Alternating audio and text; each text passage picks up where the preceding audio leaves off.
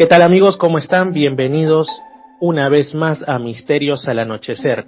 Este espacio que les comento ahora no solamente se transmite a través de los 99.5 para toda Lima Sur y aún más allá de Radio Imperial 2, sino que estamos también saliendo, aunque con una edición distinta en vivo, en la ciudad de Lamas y también llega a la ciudad de Tarapoto a través de Estación Lamas 96.3. Así que el programa se está expandiendo, esperemos que esto continúe y bueno, yo muy feliz aquí al habla, Fernando Chapi Martínez, un servidor como siempre para todos ustedes, trayéndoles los distintos temas que hacen que su fin de semana deje la cotidianidad y se integre dentro de lo enigmático, ¿no? Ustedes saben, aquí hay cuestiones de misterios, como el propio nombre del programa lo indica, cuestiones también ligadas a la espiritualidad, y a veces incluso también a lo social.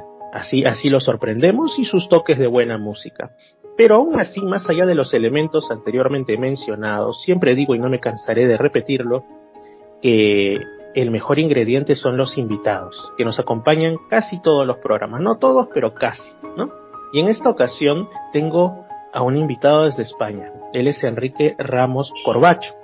Y pues nos va a hablar sobre algo de lo que creo que anteriormente no hemos tratado in extenso en el programa, a pesar que es una de las áreas con las que convivimos y que es tanto o más enigmática que otras. Y se trata de los sueños. Todos pueden decir que no realizan alguna actividad en concreto, pero de lo que podemos estar seguros es que todos soñamos. Ya, la calidad de nuestro sueño, lo que soñemos, o cuántas horas al día lo hacemos, o si recordamos los sueños o no, o si tenemos sueños lúcidos o no los tenemos, ese es otro plan. Pero todos soñamos por regla general. ¿Qué tal, Enrique? ¿Cómo estás? Bienvenido. Muy buenas, Fernando. Gracias por invitarme a tu programa. Enrique, la razón por la que te he invitado es porque no solamente es que nos vas a hablar de los sueños, sino de algo que va más allá. Tú has escrito un libro, del cual nos hablarás ahora, que pues maneja, digamos, la idea de que los sueños hasta cierto punto pueden, vamos a decirlo así, puede tenerse cierto control sobre ellos. Y ahí hay mucho más que ya lo irás contando, no quiero hacer spoiler, no quiero adelantar desde los primeros minutos. Coméntanos, por favor. Sí, bueno, este libro continúa un libro anterior, que es el libro de los sueños lúcidos, que escribí hace 1 año y medio más o menos, y este nuevo libro es el libro de la incubación de sueños. ¿A qué me refiero con eso? Los sueños, en general, no son controlados. A mí me gusta explicar los sueños con una clasificación muy personal, porque los sueños han sido clasificados desde la más remota antigüedad, con una clasificación muy particular. Dependiendo de la cultura, pues tenían sueños que provenían de Dios, de los ángeles, de las divinidades, o incluso del adversario, ¿no? De Satán, del demonio, o incluso de la misma actividad diaria de la persona, ¿no? O sea, había unas clasificaciones muy extrañas y que actualmente no se usan. ¿Cómo me gusta explicarlo a mí? Bueno, pues los sueños realmente se pueden clasificar en función del control y de la lucidez que tengas dentro de ellos, y es una clasificación más moderna y más sencilla. Teníamos 3 tipos de sueños. En primer lugar, los sueños normales, ordinarios, que son los que tenemos todos los días, o casi todos los días, las personas que lo recuerdan, que hay gente que no recuerda los sueños, pero la gente que los recuerda, bueno, pues informa de que cada paciente cada mañana pues recuerda pedazos o incluso un sueño completo. Es un sueño ordinario que tienen información. De hecho, los sueños ordinarios, los normales, que llegan por azar, pues tienen una importancia fundamental en la capacidad del ser humano de regenerarse y de recuperarse. Tiene muchas funciones, no vamos a entrar en ello porque es muy complejo, pero está relacionado con el asentamiento de la memoria, con el reciclaje de recuerdos negativos, la recuperación también de traumas y de problemas mentales, ¿no? En general. El aprendizaje también está muy relacionado con los sueños ordinarios. Pero a su vez, estos sueños han sido utilizados, los sueños ordinarios, para otras muchas cosas, para obtener información de utilidad en tu vida, o incluso para prever tu futuro inmediato. Esto es lo que se ha hecho, para lo que se ha utilizado desde la antigüedad, pero es muy difícil, porque un sueño normal, un sueño ordinario, la interpretación, primero que tiene que ser una interpretación que dependa de ti mismo, no puedes es más complicado si pides ayuda a otra persona, porque el código simbólico lo tienes tú y tú sabes qué significan los códigos de tus sueños. El problema de un sueño normal es que como tú no lo has provocado, sino que ha venido cuando ha querido, nunca sabes a qué se refiere. Un sueño, tú te levantas por la mañana, tienes un sueño con una determinada historia, pero no sabes si te está hablando sobre tus problemas económicos, sobre tus problemas sentimentales, sobre tus problemas de trabajo. No lo sabes, porque en la vida tenemos varias cosas a la vez, ¿no? Normalmente no tenemos un solo problema. Con lo cual la interpretación se hace muy difícil. Pero hay una buena noticia, es que hay otros dos tipos de sueños. El sueño ordinario, el normal, ni tiene lucidez, porque tú dentro del sueño no estás lúcido. No eres consciente de ti mismo. Y tampoco tiene premeditación. No lo puedes provocar. El sueño ordinario viene cuando viene. Sin embargo, hay otros dos tipos de sueños que son los que podemos utilizar. Los sueños incubados y los sueños lúcidos. Lo vamos a ir a otro extremo, ¿vale?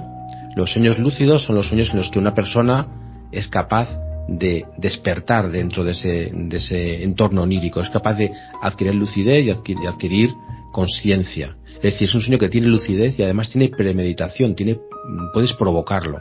Tiene las dos cosas, el sueño lúcido. Pero el sueño lúcido es una experiencia bastante compleja de controlar. Se puede aprender, de hecho yo soy instructor en sueños lúcidos, pero tiene su complejidad, como digo.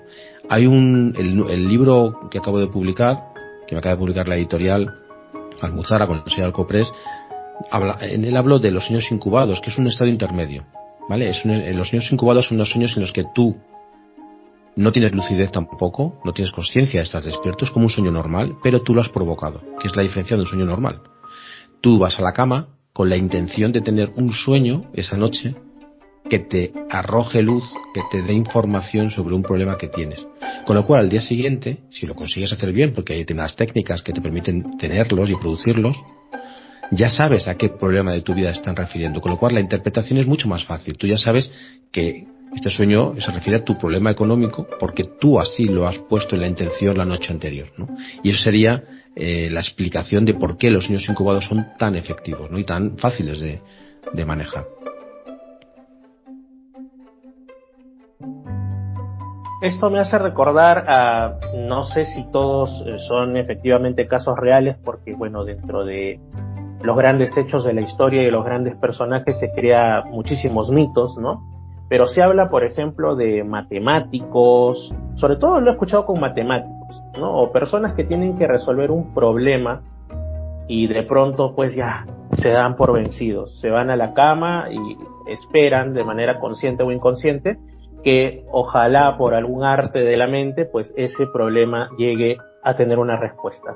Y a veces, bingo, despiertan y ya tienen la respuesta. Es como si su mente en sueños hubiese ido trabajando, hubiese continuado con la maquinaria de hipótesis y todo, y se despiertan con la idea lista o casi lista para ser plasmada. Esto entraría dentro de la categoría que has mencionado, de direccionar lo que va a haber en el sueño.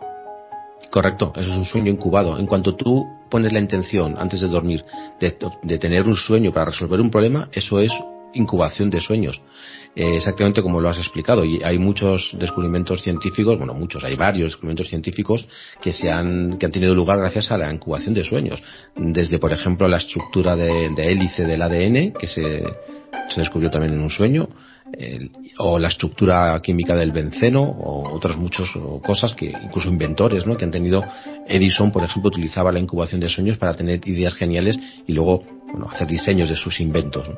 Es algo muy utilizado en la actualidad, pero es que se utilizaba desde el principio, desde las primeras civilizaciones de la humanidad, desde Sumeria y Egipto. Tenemos registros en el que esta actividad se ha realizado y se ha institucionalizado, es decir, se ha creado toda una organización para que la gente pudiera acceder a estos recursos. Esto fue más en Grecia y en Roma que en Egipto y en Sumeria, que estaba más limitado a los monarcas y a los faraones, pero luego sí que fue popularizándose y llegó al pueblo llano y se sigue utilizando. Si es que al final, Fernando, esto es lo que nos decían los abuelos, ¿no? Y los padres, ¿no? Cuando tenías un problema y te preocupaba algo, te decían, ve a la cama y consúltalo con la almohada. Bueno, eso por lo menos nos decían en España, ¿no? Consultarlo con la almohada. Y es esto, es irte a la cama porque En el proceso del sueño se producen una serie de fenómenos a nivel biológico, ¿no? Y hay una explosión de creatividad, ¿no? La mente es capaz de acceder a ideas que no puede acceder de manera consciente. Entonces al día siguiente te levantas y tienes la solución, ¿no? Esto es incubación de sueños. Lo que pasa es que hay técnicas que se pueden utilizar para mejorarlo, ¿no? Para mejorar el proceso. Sí, justamente hablaremos en breve de las técnicas, ¿no? Pero a mí lo que me gusta siempre es ir al origen. Tú has mencionado antiguas civilizaciones que de por sí ya han legado mucho a la civilización actual, valga la redundancia, como Sumeria, Egipto y todo el ambiente grecorromano. Dentro de esto, y lo suelto simplemente como una hipótesis mía que me ha venido en el momento, me imagino que de por sí, como hasta ahora para muchas personas, los sueños tenían un fuerte componente de contacto con la divinidad, de posible cuestión religiosa, espiritual. Entonces, me viene la duda, más que la duda, me viene la idea que quizá los primeros que le prestaron atención a esto y quizá los creadores de las primeras técnicas de incubar sueños, pues fueron los chamanes, la gente ligada a las castas de algún dios, ¿no? No sé si estoy en lo correcto o cómo más o menos has rastreado ese origen.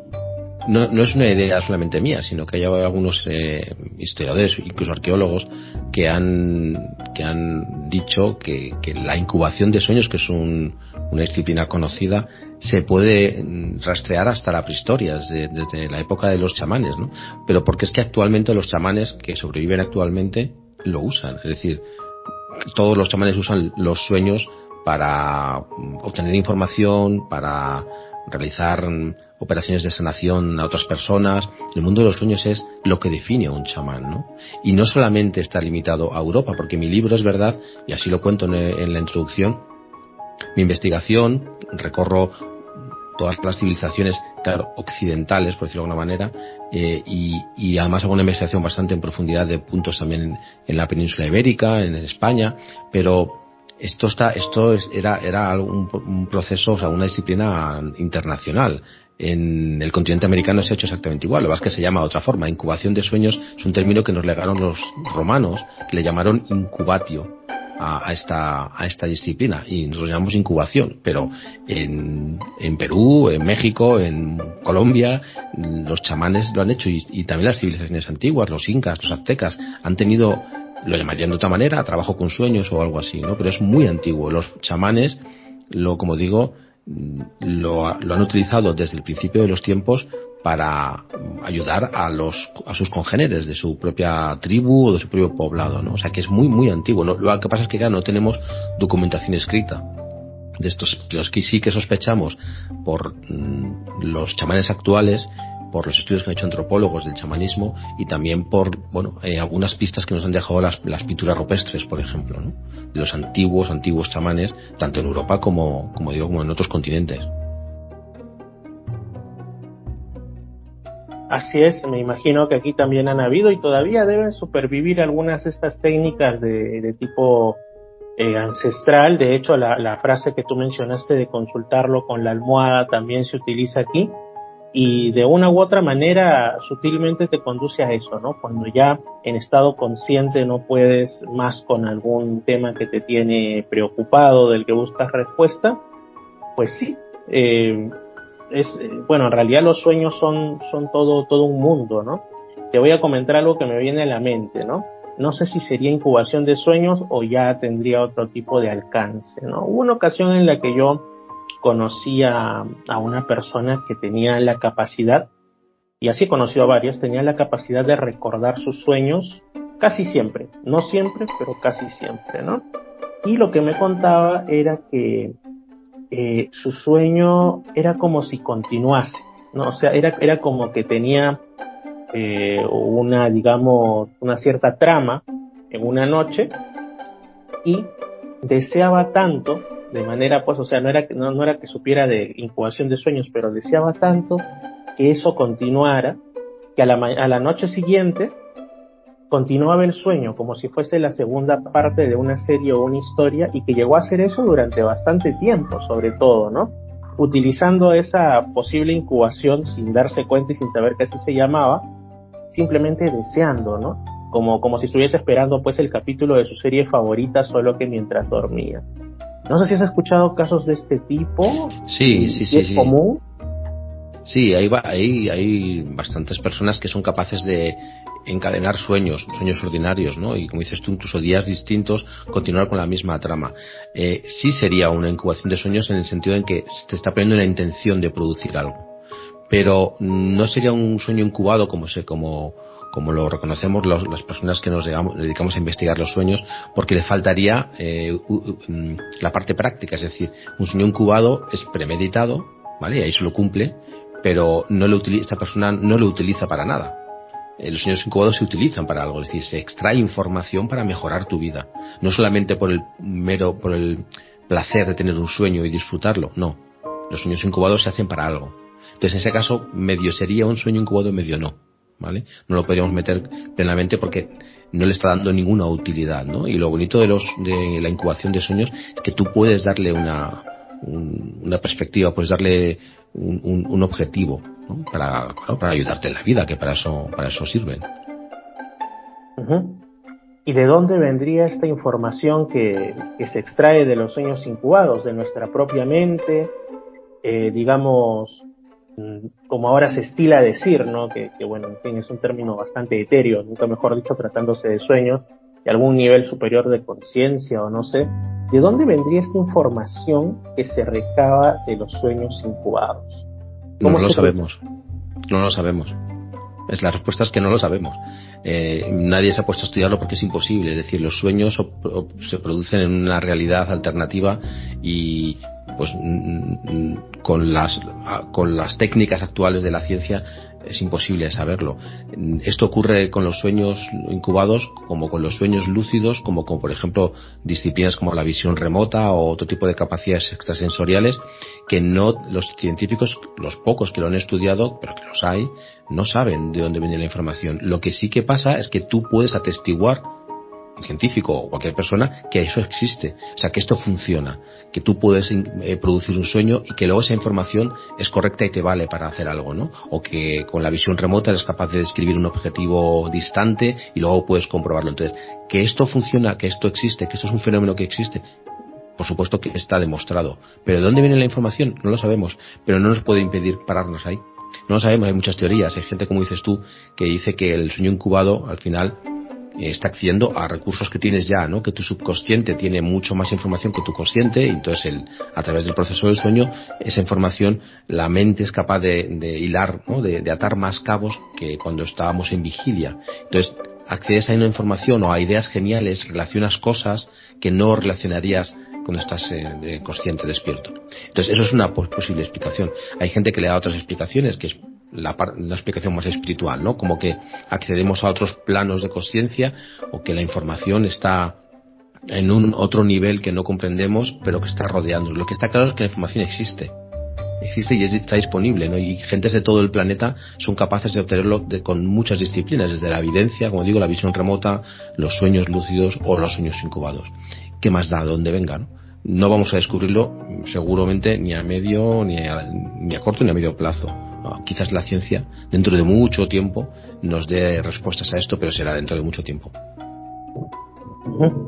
Me gustaría que nos conversaras un poco, que nos hablases algo de los sueños lúcidos, porque es una cuestión que creo que todos hemos vivido en más de una ocasión definitivamente, quizá algunas características y quizá algunos hechos interesantes que se den de momento saliendo de los sueños incubados y en este caso en los lúcidos, algunas informaciones que ahí se den, algo al respecto. Los sueños lúcidos ya no tienen nada que ver con los sueños incubados, porque un sueño lúcido es la experiencia en la que una persona está despierta dentro de su propio sueño. Entonces, en el momento que una persona despierta y adquiere lucidez dentro de su sueño, ya no es un sueño. El sueño incubado es un sueño normal. Tú lo produces, pero cuando te despiertas recuerdas un sueño normal. Ahí tienes la información, lo descodificas y ya está. Pero el sueño lúcido no. El sueño lúcido es como viajar a una realidad alternativa. De hecho, ese es el subtítulo de mi anterior libro. Los sueños lúcidos es una realidad alternativa. Porque cuando tú tienes un sueño lúcido, deja de ser un sueño. Un sueño lúcido es la experiencia que tiene una persona de estar en otro lugar físicamente. Cuando tú despiertas dentro del sueño y estás en una playa, estás en una playa. No estás soñando que estás en una playa. Físicamente te sientes en una playa. Tú te tocas y tienes un cuerpo físico. Tú sabes quién eres. Y dices, qué bien, yo estaba en la cama y de repente ahora estoy en una playa. Eso no pasa en un sueño ordinario. O sea, tú sabes quién eres consciente. Dices, ¿cómo he llegado hasta aquí? Porque he hecho la técnica de sueños lúcidos y he conseguido llegar a esta playa. Y te puedes meter en el mar, y el mar, el agua te moja. Es una experiencia 100% física. De hecho, es hiperfísica, porque parece hiperreal. Toda la definición, la vista, la visión, todo está definido como una pantalla de televisión de alta definición, ¿no? Que sea todo perfecto. Pues eso es la diferencia entre un sueño lúcido y la experiencia normal de estar despierto. Es más real que estar despierto, el sueño lúcido. Es una realidad alternativa, por eso es tan impactante y por eso es tan misterioso, ¿no? Es lo mismo que la experiencia extracorporal, ¿vale? El sueño lúcido y la experiencia fuera del cuerpo es exactamente lo mismo para todos los investigadores modernos, aunque hay gente que se empecina y cree que no, que son cosas distintas. Y es lo mismo que el viaje astral o la proyección astral, es lo mismo, es cambiar de realidad. Entonces, claro que es diferente de un sueño incubado, porque un sueño lúcido, como digo, es transportarte prácticamente. Tú tienes una experiencia físicamente de vigilia, de estar físicamente vivo y despierto en otro sitio. Por eso se llama también experiencia fuera del cuerpo, porque tienes una experiencia de estar fuera de tu propio cuerpo. Entonces, el sueño lúcido es una experiencia impactante y que te transforma, porque te acabas siendo consciente de que tú, a nivel de consciencia, como mente, eres capaz de estar en otros sitios y manifestar un cuerpo, o tener un cuerpo que se siente igual de físico que el que tenemos aquí cuando estamos en la realidad de vigilia. Y tiene múltiples aplicaciones. El sueño lúcido, aparte de que te transforma, como digo, el concepto de realidad, te quita el miedo a la muerte, porque claro, te das cuenta de que puedes estar en otros lugares sin necesidad de el cuerpo físico, por decirlo de alguna manera. Pues tiene aplicaciones también cotidianas. Una de ellas es la petición de información. Los sueños lúcidos se usan para obtener información también para tu vida, porque puedes viajar a cualquier sitio y hablar con cualquier entidad o cualquier ser que muchas veces son parte de ti, ¿vale? Hay muchos personajes que te encuentras en esas otras realidades que son partes de tu psique. Son, por ejemplo, tu miedo a nadar, por ejemplo, y te lo encuentras y es un señor o es una señora, pero realmente están simbolizando, pero es físico. Tú puedes tocar, puedes hablar con ellos y puedes dialogar, tener un diálogo con una parte de tu propia mente. Pero otras veces los personajes no lo sabemos, son independientes, no parecen ser parte de ti y creemos que estamos contactando con otros mundos o con otras realidades habitadas por otras conciencias, ¿no? Que también están en ese mundo, en esa realidad, ¿no? Entonces puedes pedir información que pueda solucionar problemas de tu vida. De hecho, se ha utilizado el sueño lúcido en los programas secretos de visión remota del ejército norteamericano. Se utilizan durante una temporada para espiar, ¿no? Para obtener información. O sea que es una fuente de información buenísima. Lo que pasa es que claro, hay que saber controlar los sueños lúcidos. Hay que saber hacer y luego controlarlos.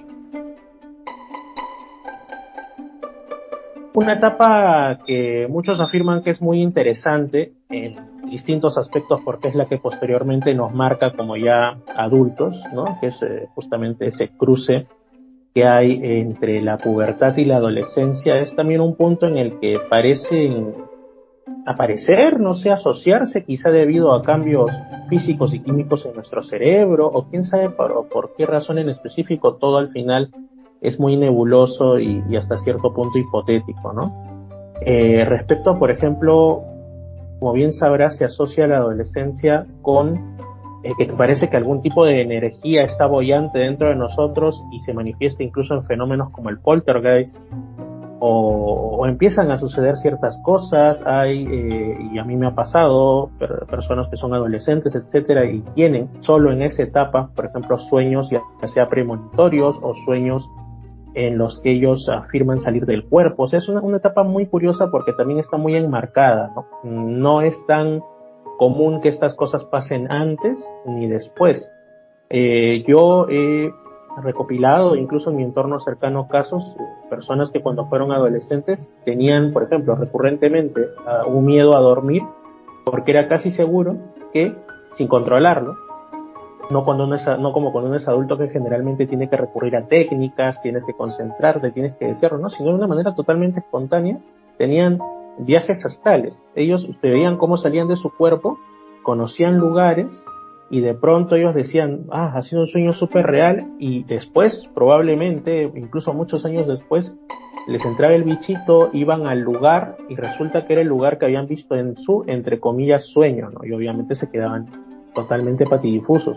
A mí me ocurrió incluso una cosa más sorprendente con un sueño que tuve cuando era adolescente, ¿no? Y también lo relato porque le ocurrió también a otra persona algo muy similar, que es que, por ejemplo, yo no conocía a mi abuela, a mi abuelo materno, porque falleció muchos años antes que yo naciera.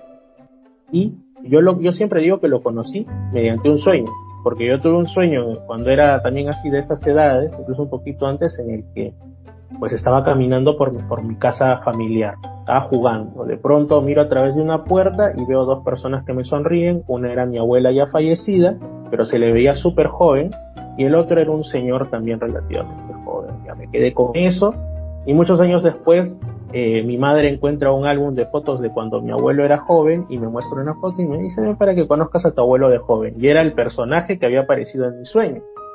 Y es una cosa que me dejó pues así marcado. Después, investigando, como digo, encontré otro caso similar en otra persona que así había conocido a un pariente lejano, ¿no? A un bisabuelo en este caso. Entonces ahí es cuando uno se pregunta de dónde viene esta fuente de información, pero sobre todo que definitivamente los sueños son mucho más que sueños, y la información que recabamos es mucho más que la solución de un problema matemático. Es que en realidad puedes acceder a una biblioteca de distintas posibilidades, ¿no? Sí, correcto. Tienes la posibilidad de acceder a cualquier tipo de información, y el contacto con la gente que ha fallecido es algo transversal en todas las culturas. Es decir, ha ocurrido en todo el planeta, en todos los tiempos y en todas las culturas, ¿no? Y a través de los sueños me refiero. Pues imagínate que eso que dices tú, que para ti ha sido una experiencia puntual pero muy impactante y que otras personas la han tenido. Tú imagínate que pudieras controlar y producir sueños lúcidos, que es entrar en un sueño, convertirlo en una realidad alternativa y luego contactar tantas veces como quisieras a voluntad con tu abuelo fallecido, con tu abuela o con quien sea. Eso es lo que hace el control de los sueños lúcidos, y se puede entrenar. Hay formas de entrenarse. Yo, como digo, soy instructor de sueños lúcidos y veo cómo la gente se entrena y luego lo consigue y hace ese tipo de cosas, ¿no? Entonces, esto que la gente informa que tiene un caso de no sé qué, claro, es un caso aislado que le ha ocurrido fortuitamente, pero lo bonito de esto es que se puede controlar, que entrenándose puede convertirse en una herramienta muy potente, muy poderosa para lograr cosas, ¿no? Desde solución a problemas materiales, como resolver dudas existenciales, ¿no? O incluso visitar o obtener información de gente que ya no está aquí, que ya ha fallecido, ¿no? Yo, por ejemplo, he utilizado los sueños lúcidos, viajes extracorporales, en toda mi vida, desde que era muy jovencito, para despedirme de personas que no habían fallecido en mi familia, ¿no? Que no siempre te puedes despedir de un familiar, porque a lo mejor la muerte es repentina o lo que sea, pero con esto puedes acelerar ese proceso que llaman el proceso del duelo. Lo puedes acelerar porque te puedes despedir una última vez y comprobar que la persona está bien. Esto prueba el contacto, por ejemplo, que yo he tenido con mi abuelo o con mi padre. Esto prueba que hay vida después de la muerte. Pues es muy probable, porque cuando tú tienes esa experiencia no sueñas. Vamos a distinguir el sueño normal del sueño lúcido. Cuando tú sueñas con una persona, bueno, es un sueño y al final acabas dándole poco valor porque creemos que los sueños no tienen tanto valor, y no es verdad. Sin embargo, un sueño lúcido es una experiencia física. O sea, tú cuando vas a ver a tu abuelo en un sueño lúcido o viaje extracorporal, tu abuelo es físico, no es una experiencia de un sueño. Es como si lo vieras físicamente, y lo puedes tocar, lo puedes oler y puedes charlar con él, igual que charlabas con él cuando estabas físicamente, con lo cual te estás despidiendo realmente, ¿no? Entonces, en tu cerebro, cuando tú regresas de esa experiencia, el dolor se diluye rápidamente, porque la experiencia que has tenido, como digo, es totalmente real. Mira, Fernando, los científicos ya han estudiado el sueño lúcido muy en profundidad y han visto que para el cerebro, a nivel cerebral, no hay diferencia con estar despierto. Es decir, el patrón de ondas cerebrales que genera un cerebro en sueño lúcido es casi igual al cerebro en vigilia, despierto. No se parece al cerebro soñando, se parece al cerebro despierto. Con lo cual, las personas que tienen un sueño lúcido y tienen la experiencia de estar con su abuelo, para el cerebro, has estado con tu abuelo. Por eso se producen cambios duraderos en tu realidad física. Por eso es tan interesante, ¿no? Así que es una herramienta que se puede entrenar, como digo, y se pueden hacer cosas muy interesantes, muy, muy bonitas. Sí, justamente lo siguiente de lo que quisiera conversar es de los sueños que dejan huella, como les digo yo, ¿no? Un sueño en el que te despiertas y de pronto hay algún tipo de cambio físico, algún tipo de huella que algunos dicen, caramba, esto parece que no fue solamente un sueño. Pero antes de eso, hacía modo de, digamos, confesión, ¿no?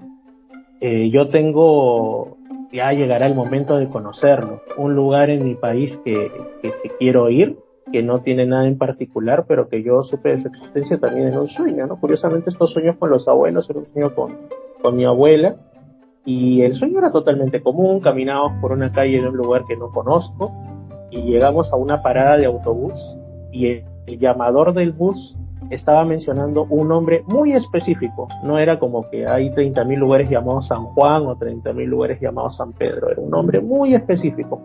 Y eso es lo que más se me quedó en la mente. No se me quedó el diálogo, no se me quedó tanto la imagen de mi abuela en el sueño, sino la palabra, el nombre. Yo dije, oye, qué raro es este nombre, ¿de dónde debo? ¿Qué será? De pronto se me viene el bicho, ¿no? Como el bichito de búscalo en internet. Esto existe y es el nombre de un poblado bien recóndito, un poblado que no lo pude haber sabido pues por un documental o algo por el estilo, y que hasta ahora tengo esa deuda conmigo mismo de visitarlo porque quizá ahí encuentre alguna respuesta o quién sabe si una nueva interrogante que resolver, ¿no? Lo dejo ahí, pero respecto a sueños que dejan huella, me refiero a que hay personas pues que afirman haber tenido un sueño, no sé, visitar un lugar, encontrarse con alguna entidad o así la tratan de catalogar, y de pronto encuentran pues que hay algún tipo de huella que pareciese que físicamente han estado en ese lugar o en contacto con ese ser, ¿no? No sé qué opinión te merece este tipo de ya sueños demasiado realistas si cabe, ¿no? Sí, es que eso puede ocurrir cuando uno tiene un sueño lúcido o una experiencia extracorporal, porque, como acabo de comentar, el cerebro no distingue entre el sueño lúcido, una realidad de sueño lúcido y la realidad de vigilia. Entonces, si tú te haces, por ejemplo, hay casos, me pasó un par de veces, hay casos de personas que se han dado un golpe en un sueño lúcido, que te das un golpe y te duele, porque toda la realidad de sueño lúcido ya no es un sueño, es una realidad física. Entonces te das un golpe y con una pared o el pico de una mesa y duele. Entonces, como el cerebro no distingue, piensa que es totalmente real, porque es real, es igual real que esto. Luego vuelves a la cama y despiertas y tienes un moratón. ¿Vale? Eso probablemente sea una somatización de lo que te ha ocurrido, ¿no? O sea, en que hay casos, incluso hay, bueno, podemos leer otras explicaciones espirituales, pero esto podría ser una de las causas. Hay gente, incluso hay, en mi libro Sueños Lúcidos, comento el caso de una antropóloga que fue no recuerdo, estuvo con unos chamanes, fue en México o incluso en Perú, no recuerdo ahora mismo dónde fue, no recuerdo el país, pero estuvo con unos chamanes y le hicieron un ritual para que tuviera justamente un sueño lúcido, ¿no? Y viajara por la noche. Ella se metió, lo hizo y tuvo una experiencia con un felino, tampoco es una pantera o algo así. Y en el sueño lúcido, que era absolutamente real, la pantera le arañaba la espalda, ¿no? Y cuando se despertó, tenía arañazos en la espalda. Y esto estamos hablando de una antropóloga, una científica que lo contó, que no tiene explicación, decía que no tiene explicación. Si era una somatización o porque al final lo que subyace en todo esto es que la realidad no es, el concepto de realidad no es el que nos han enseñado. Las realidades son múltiples, no hay una sola realidad, que es la realidad física de vigilia. Hay muchas realidades. El problema es que esas realidades están vedadas al consciente. Necesitamos métodos alternativos para poder explorarlas, y el mejor, el más directo es el sueño lúcido, evidentemente, porque nos permite viajar allí físicamente y explorarlas, ¿no? Entonces, bueno, pues que sí, hay casos de estos, ¿no? Incluso gente que dice que ha podido traerse objetos, que eso ya sería el sumum del sumum, ¿no? Gente que dice que ha ido a esa realidad alternativa tras un sueño lúcido, ha cogido un objeto y lo ha agarrado, y cuando se ha dado la orden de despertar en esta realidad, ese objeto lo tenía en la mano. Eso, bueno, pues claro, eso ya rompe todas las leyes de la física, porque las somatizaciones en el cuerpo, como moratones, incluso los arañazos, los podemos explicar con esto que acabo de decir, ¿no? De que el cerebro no distingue, entonces somatiza y te crea ese moratón, que se puede crear perfectamente por una somatización.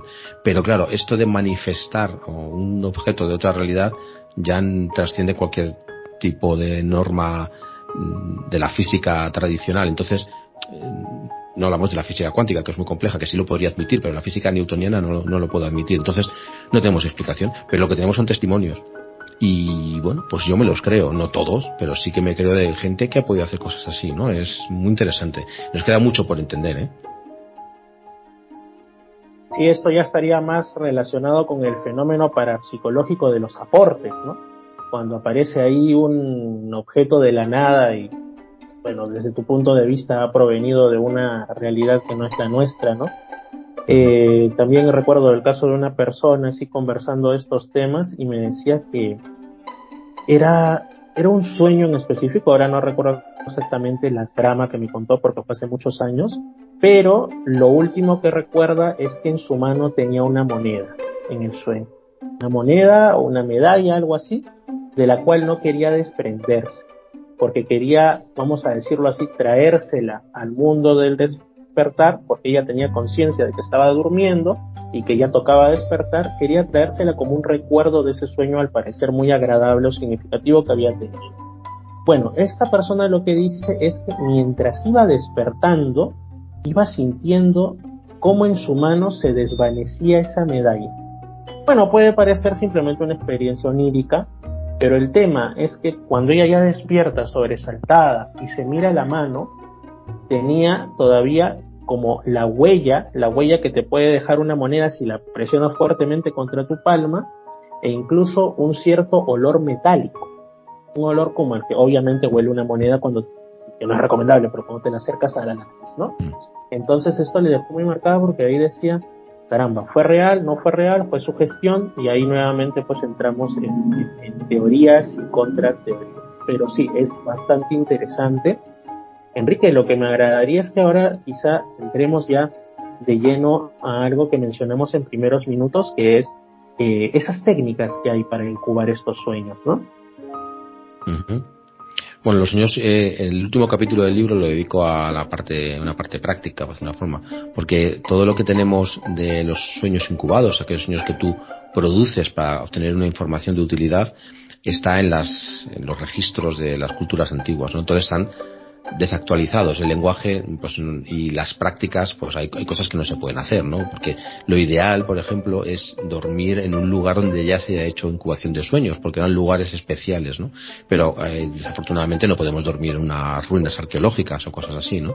Entonces hay que adaptarlo al mundo moderno, pero por no complicarlo, porque sería muy largo explicar todo el proceso, lo fundamental que tiene que hacer la persona es primero tiene que elegir un foco, tiene que decidir a quién le va a pedir la información, ¿no? Antiguamente se pedía a un dios, a un ancestro, fundamentalmente a una divinidad, a una persona que había fallecido, a una persona importante, un caudillo o algo así, o un familiar, ¿no?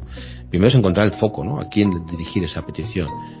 Después el lugar, como digo, no se puede ahora dormir en cualquier sitio, pero puede utilizar su propio dormitorio, ¿no? ¿Cómo? Decorando el dormitorio, haciendo que el dormitorio sea especial, ¿no? Para la incubación de sueños, no sea una noche normal, pues poniendo alguna vela o poniendo algún objeto que te relacione con esa información que quieres obtener, ¿no?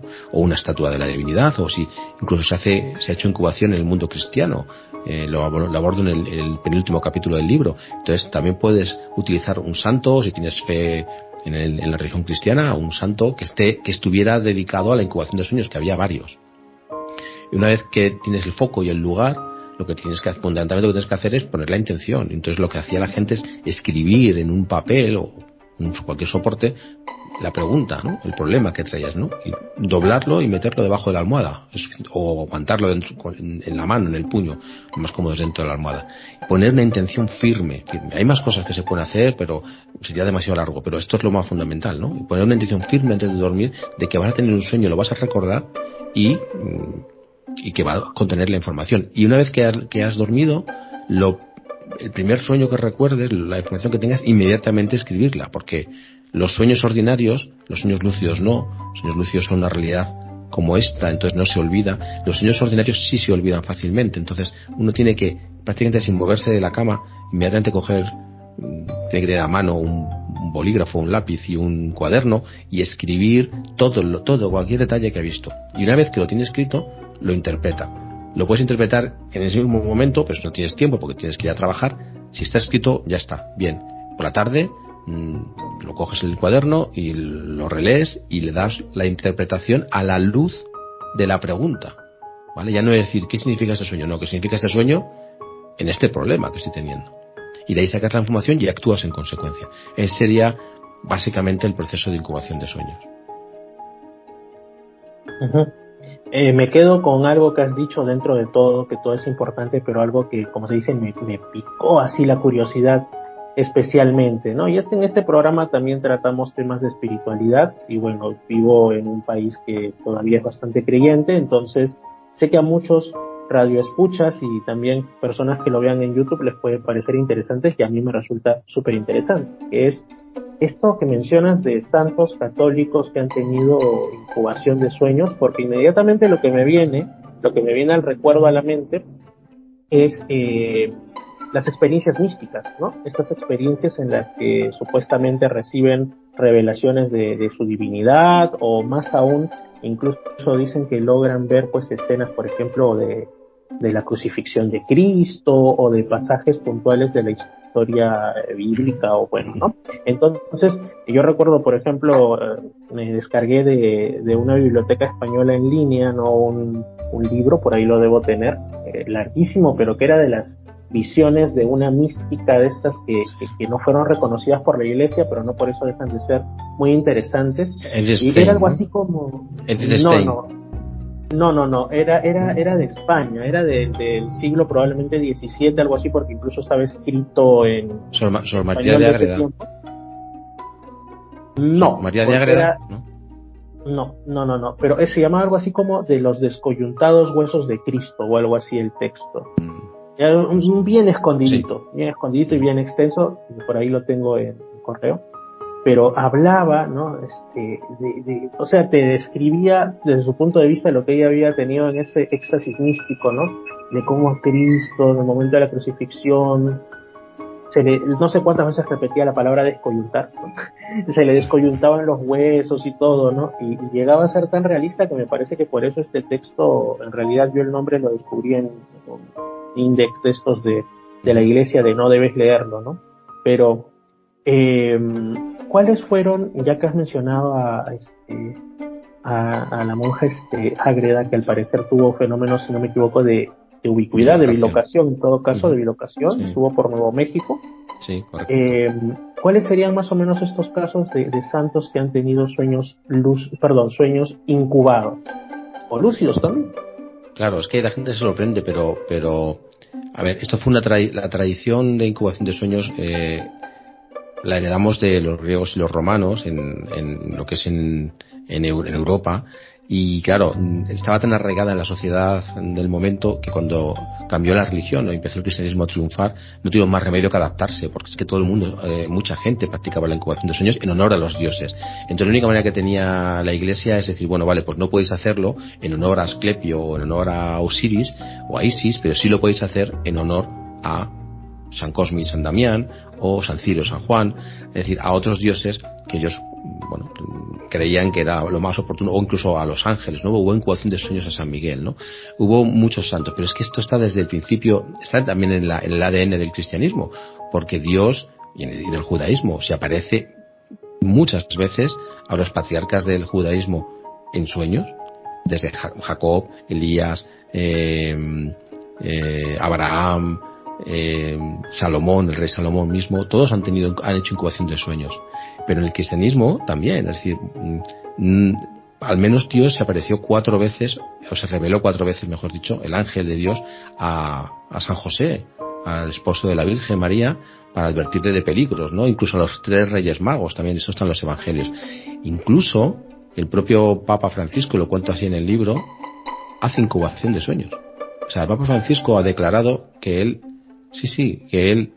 tiene una estatua muy bonita de San José durmiendo. San José es el patrono de la iglesia de los sueños, porque San José aparece muy poquito en el Evangelio y lo poco que aparece está siempre soñando, recibiendo revelaciones de Dios. Entonces lo que hace el Papa es que cuando tiene un problema, escribe en un papelito el problema y lo pone debajo de la estatua y se va a dormir. Eso lo ha declarado el Papa Francisco. Eso es incubación de sueños. con lo cual, desde el siglo, aproximadamente el siglo VI después de Cristo, que empezó la incubación de sueños a ser potente en el cristianismo, ha pervivido hasta la actualidad. En España, en Italia, en Grecia, yo no sé si en Perú, pero hasta hace muy poco tiempo se ha mantenido la costumbre en algunos sitios de dormir dentro de la iglesia, de dormir para tener pues una curación espontánea o una información, una solución a un problema, ¿no? Se hacían romerías y se iba hasta el templo, hasta la ermita de la Virgen o del Santo en concreto, y la gente dormía dentro. Esto se está perdiendo. Es verdad que quedan muy pocos sitios ya en España y en Italia y en Grecia, pero aún pervive algún sitio. No sé si en América también se hacía, pero yo creo que sí, seguramente, ¿no? O sea que está en el cristianismo, ¿no? Y hay varios santos especializados, ¿no? Como digo, como Cosme y Damián, que eran los más famosos, pero también estaba el Arcángel San Miguel, San Esteban, San Pablo y San Pedro, y algunos muy raros, ¿no? Como San Demetrio, San Maximino, unos que ya no son tan conocidos, ¿no? Pero hay un montón. De hecho, en el libro aporto un listado de los registros que tenemos de en qué iglesias o en honor a qué santos se hacía estas peticiones. Como digo, ha estado en el cristianismo, pero ahora mismo el jefe de la Iglesia católica lo utiliza con San José concretamente, ¿no? Uh-huh.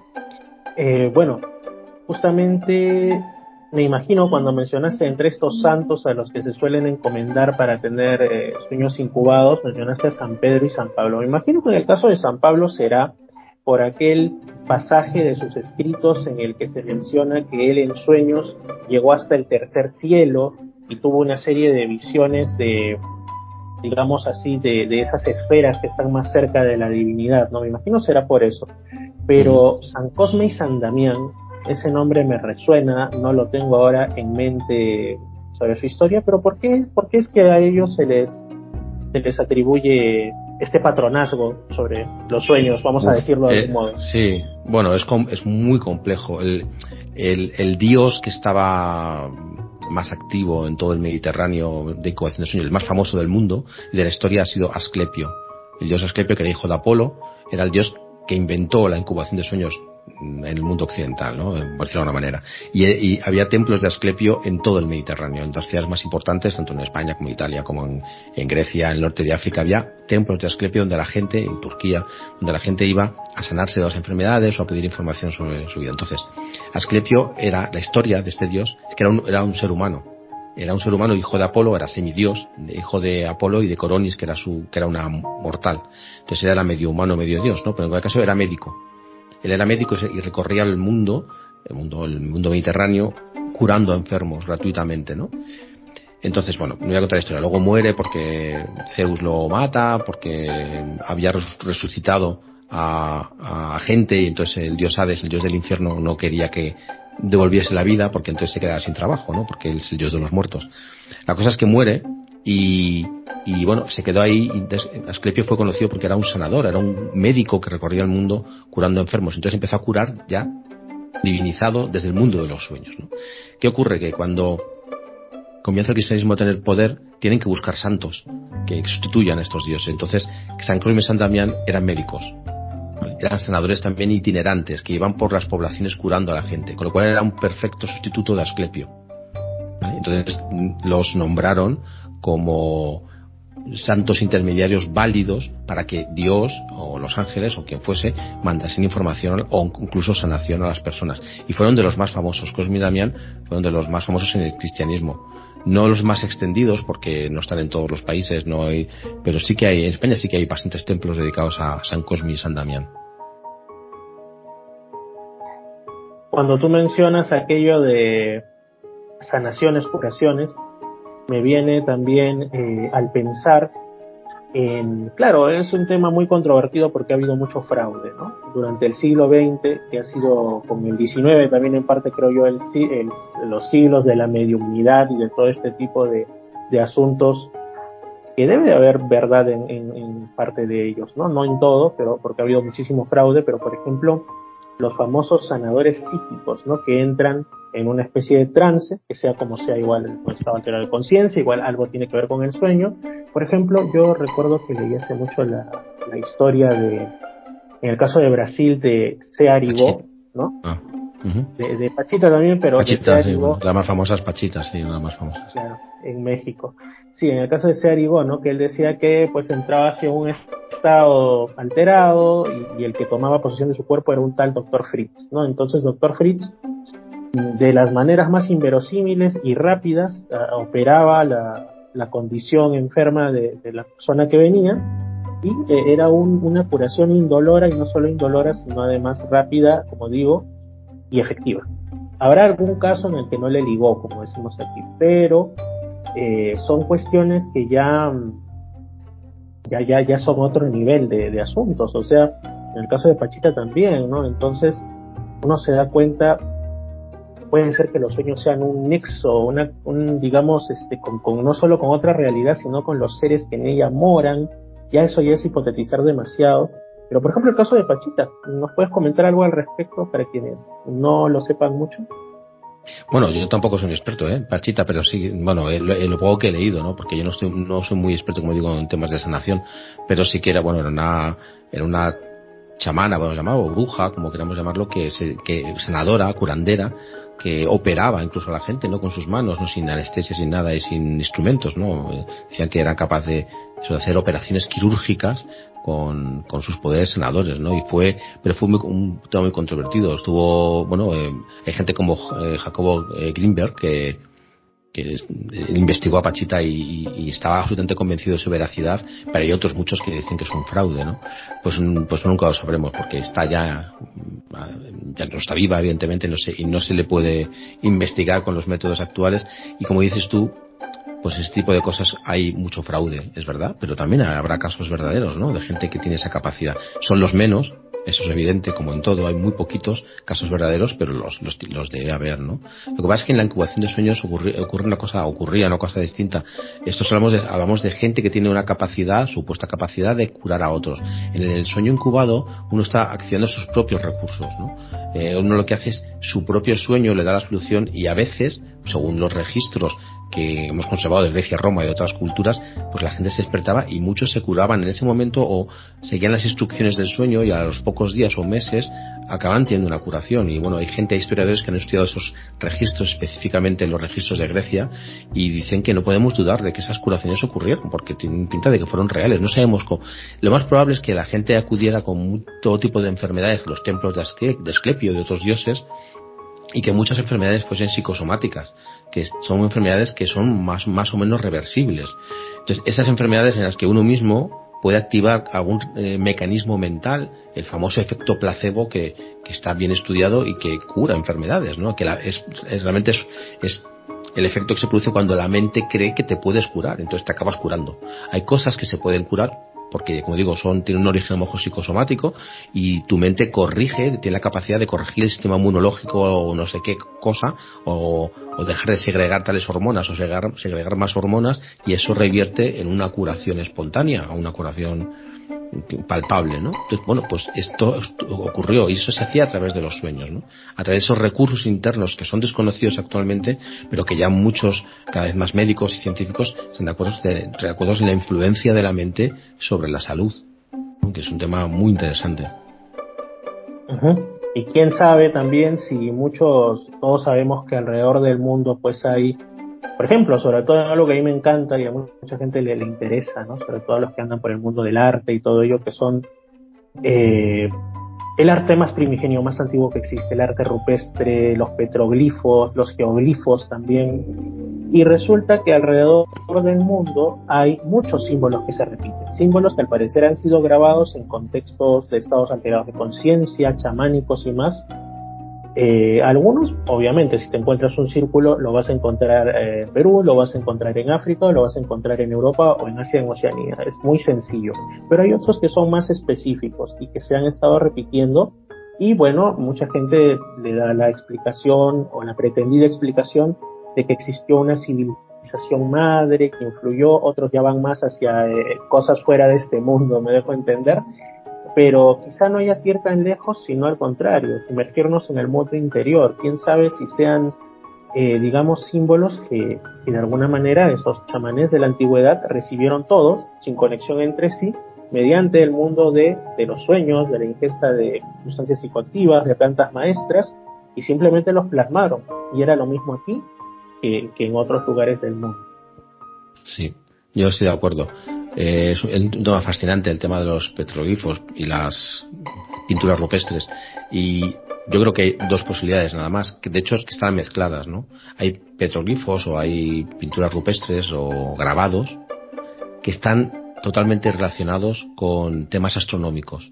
¿Vale? Están reflejando una posición estelar, o bien son calendarios lunares o solares, o están reflejando la posición del cielo, porque están descifrados un montón de ellos, ¿no? Hay algunas rocas que tienen un montón de cazoletas, que son pequeños agujeritos, ¿no? Grabados, que están pintando la Vía Láctea, ¿no? O la constelación de Orión, o este tipo de cosas. Entonces, hay una serie de grabados que están relacionados, sin duda, con la astronomía, con un saber ancestral sobre los cielos y los calendarios, pero otros, yo estoy convencido, y así opinan también muchos expertos, que están provocados, o sea, son consecuencia de ceremonias o de rituales en los que un chamán ha entrado en estados profundos de consciencia, bien a través de las sustancias psicoactivas de las plantas sagradas, o bien a través del mundo de los sueños, porque son dos vías alternativas y complementarias, ¿no? Ambos dos te llevan a otras realidades, tanto el mundo de los sueños lúcidos y los sueños incubados, como el mundo de las plantas sagradas. Ambos te llevan a esos estados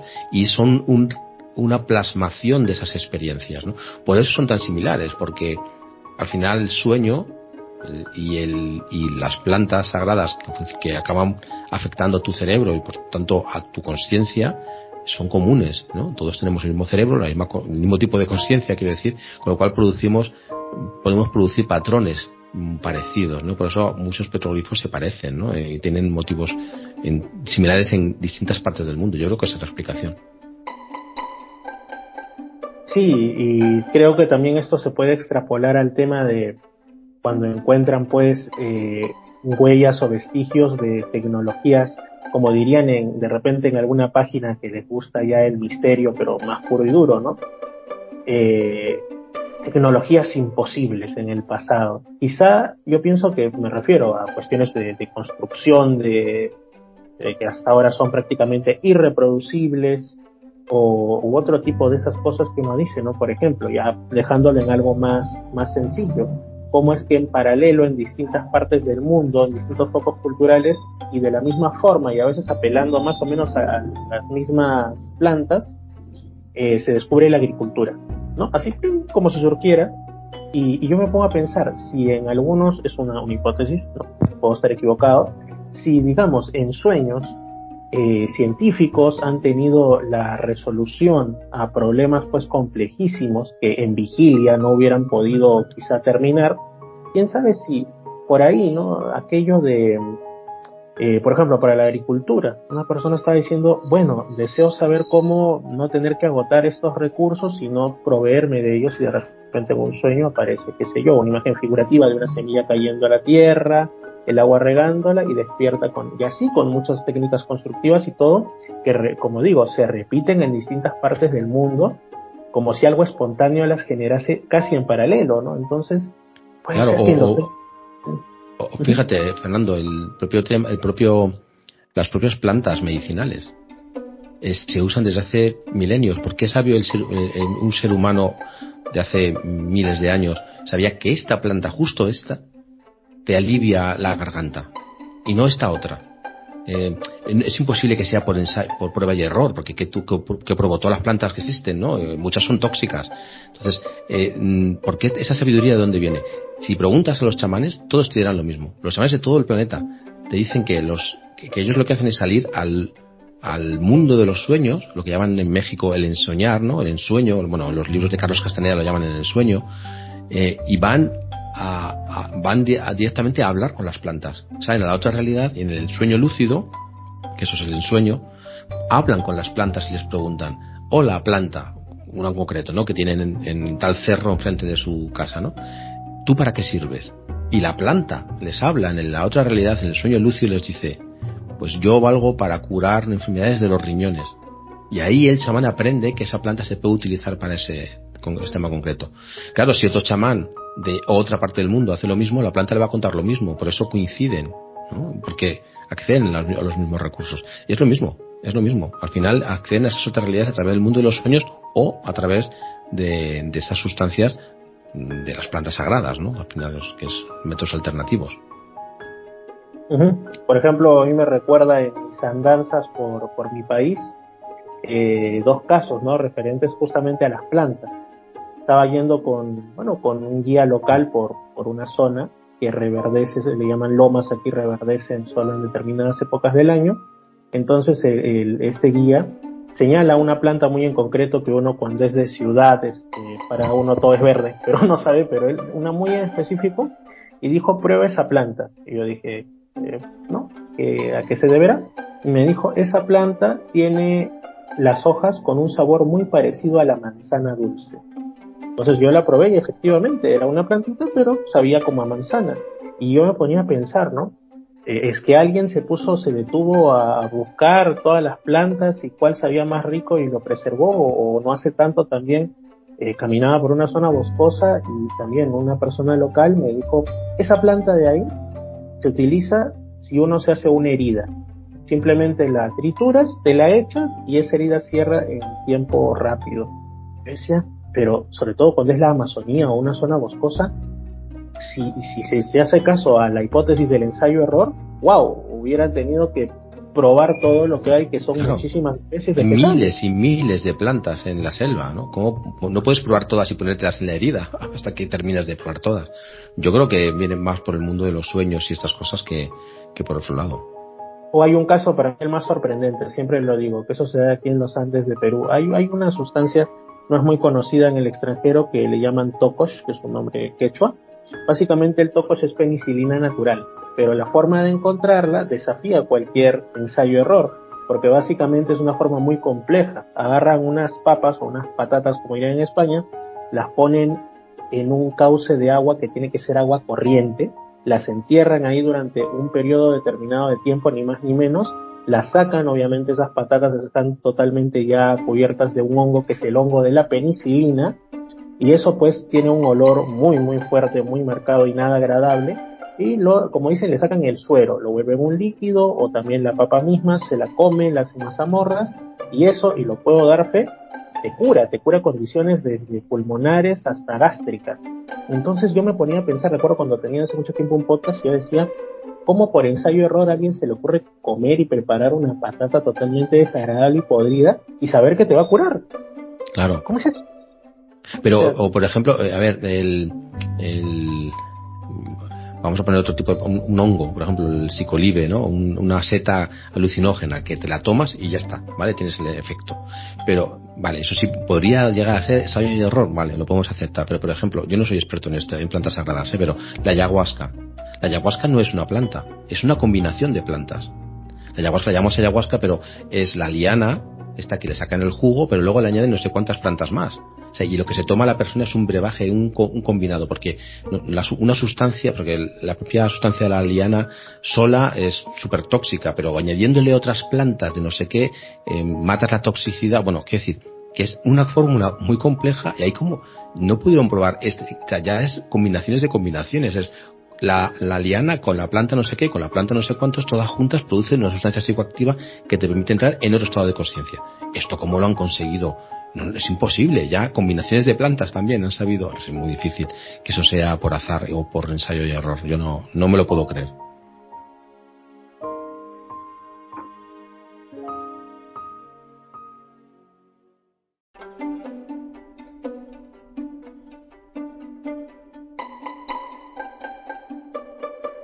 Así es, Enrique. Quizá ya para finalizar, vamos, antes de que des de repente tus formas de contacto y todo ello,